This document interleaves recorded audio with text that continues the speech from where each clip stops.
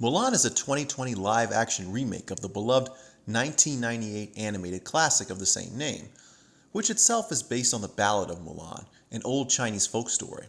The live-action remake is more grounded in reality, features no large musical numbers, and looks astoundingly cheap.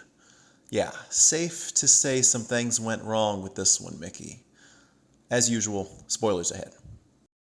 First off, many viewers had a problem with how Mulan supposedly modernized the story. For instance, Mulan's love interest in the film was replaced from being her superior officer to just some random soldier she thought was handsome.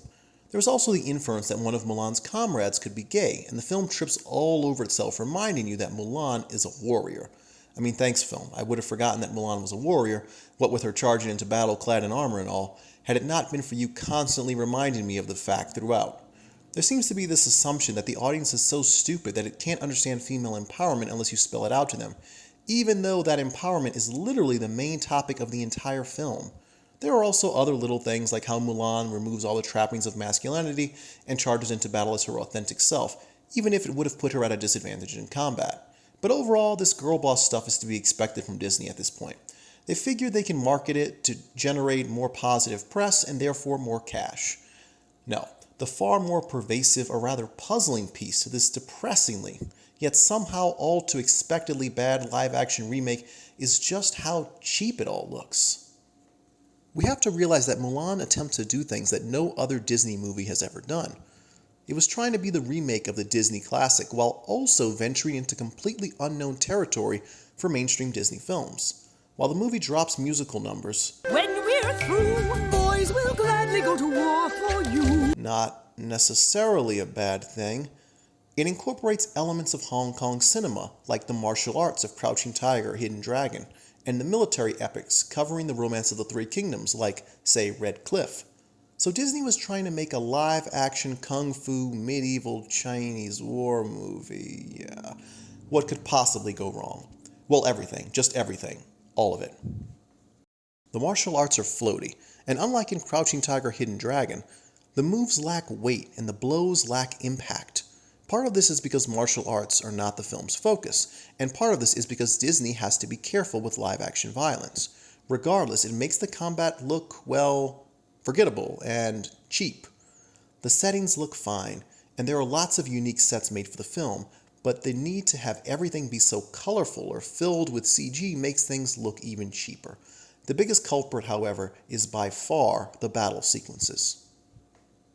Red Cliff's Mulan is not, yet comparisons with these types of films are inevitable. I want you to go back and watch those action scenes again.